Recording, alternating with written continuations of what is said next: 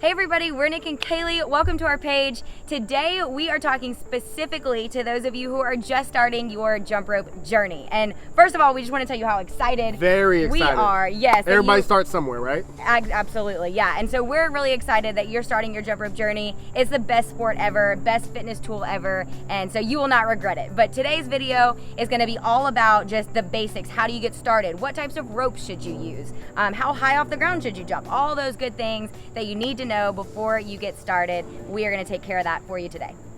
All right, y'all. So the first thing you have to do is pick a rope. There's so many ropes out there. You have beaded, you have wire, you have PVC, you have all this stuff. All kinds. All this stuff, right? Can get very confusing. Yeah, very confusing. So what we're going to talk about today, we got some beaded ropes, we have a licorice rope, and there's also different types of handles. You have short handles, you have long handles like that. So we're going to talk a little bit about each one of these so that you can kind of get an idea of which would be good for you when you first get started. Yeah, so what we recommend to beginners, anyone who's just starting out, is a beaded rope with short handles. And there's a couple of different reasons for that. I'll just go ahead and put these other options down. So there's a couple of reasons for that. The beads on the rope distribute the weight really nicely. So yes, it's a little bit heavier, but that weight allows you to really feel the rope and feel that sensory feedback. So it helps you actually be more accurate more quickly with the rope when you're just getting started. So that's why we recommend beaded. And then as far as those short handles, we recommend that for beginners because it teaches you really good fundamentals. Yes. Yeah, with a short handled rope, when you do a crisscross, you have to actually cross, and we're a big proponent of that. When you get to those long handles, sometimes you can get away with being a little bit more lazy. So we like for people to start, again, with short handled, beaded ropes. And if you're interested in some really good options, we have some options down in the comments below. For sure. And then another type of rope that you can look into is just a licorice rope. So this is one, a plastic rope. So it's nothing crazy. It's going to be a little bit lighter than the beaded rope. Yep. Some people recommend this because it feels like it kind of cuts through the air a little bit better. That's a personal preference, honestly. All right. So you can use one of these, and this is a long handle rope. So if you look at the long handles, it's probably, I don't know, another inch or two, probably about 2 inches. Probably about 2 inches longer than the other one. And so like Kaylee said earlier, when you get to those crosses, it makes it a little bit easier to actually do those crosses if you have a long handled rope. And you can put that long handled rope on a beaded rope. Do you have one of those? Yep. Have all the ropes. We have all the ropes, right? So yeah, you can put it on a beaded rope, you can put it on a licorice rope. It really doesn't matter. But like she said, we recommend a short handled beaded rope to start off with.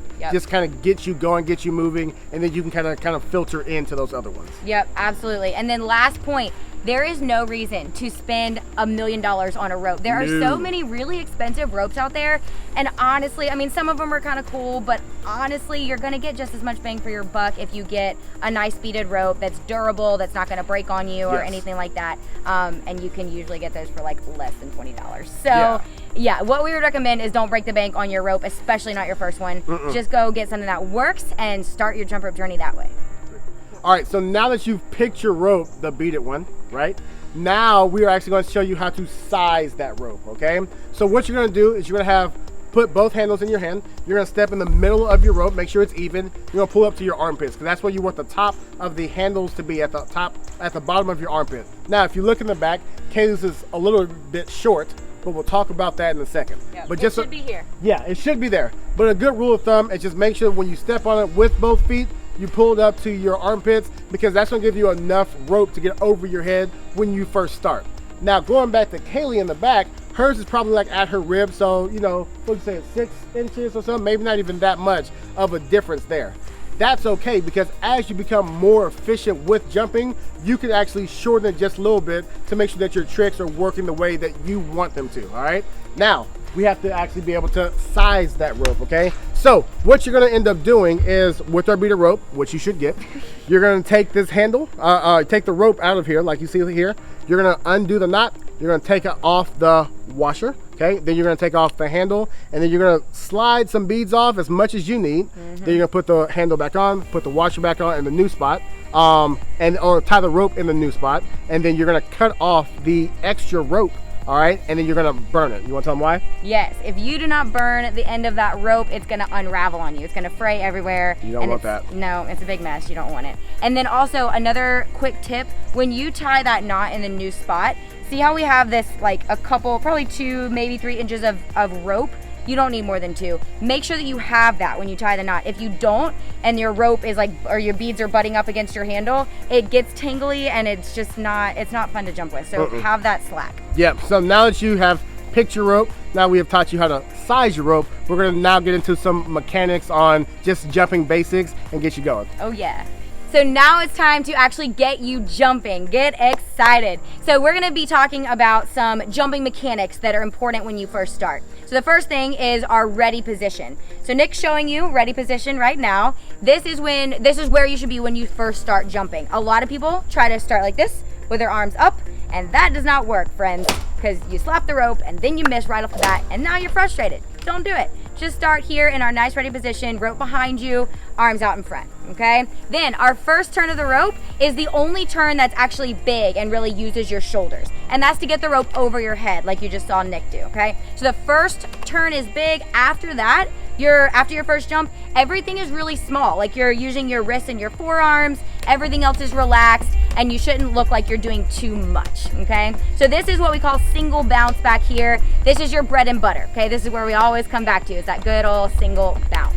Perfect. So with this, we're gonna go over some body mechanics, and we're just gonna start from the top of the head down to the bottom of the feet because it's all important, okay? So head first. Please jump with your eyes facing forward and your head facing forward, just like this. We've seen so many people try to jump looking straight up at the ceiling or straight down at their feet like this, and neither option is good, because if you look up, you're gonna get a headache, and if you look down, you're gonna get confused. So just look straight forward, maybe even find a nice mirror, something like that to look at while you're jumping, okay? Then we move to our shoulders. Shoulders should be relaxed as you jump, okay? So they should be down, arms should be down by your sides, and that does not mean that you're squeezing your arms in like this, okay? Nice and relaxed, shoulders and biceps, so that you're able to turn freely from your wrists and your forearms as you're jumping, okay? Then we go to our torso. So you want your core engaged. That doesn't mean that we're squeezing our abs really tight the whole time we're jumping. That would be great, added little bonus there, but you don't have to. All you really need to do is engage your core so that you're not flopping around like this when you're jumping. You wouldn't want to see people walking like that, so why would we jump floppy, right? So make sure that your core is engaged. Make sure you have good posture, okay? It's good to walk, stand, and jump rope with good posture, shoulders back, okay? Now, then we move to our knees. We want soft knees when we jump. If we have locked out like straight legs and knees, it's just gonna make everything hurt, okay? So please don't do that. Soft knees. And then last, we get to our feet. Really, really important that you are jumping on the balls of your feet, okay? If the balls of your feet are absorbing your impact force, then whatever happens at your heels is fine. Some people, when they're jumping, their heels actually come down and barely touch the ground. I don't think ours really do, but as long as the balls of your feet are absorbing the impact, that's where we want to be. Now, if you're jumping flat-footed, guess what? You're gonna know it, and your neighbors are gonna know it, because everybody's gonna hear you, y'all. It's so loud when you jump flat-footed. So check yourself, listen to yourself, make sure that you're not a loud flat-footed jumper, okay? Last quick thing that we're gonna talk about is jumping height. Notice, when Nick is jumping, he's really not jumping very high. He's like an inch off the floor, if that, and that really just helps to protect your joints. Notice the rope's not even that thick, so you don't need to jump a foot off the ground. Check this out. Yeah, it's super small. See how small this is? You don't have to jump that big at all. Nope, no need for that. So those are your jumping mechanics. Keep those in mind as you're learning to jump, and you are gonna be good to go. All right, so the last thing that we're gonna talk about is the big question that everybody asks. If I am first starting to jump, how much should I even do? Who knows? We don't know. I'm just kidding.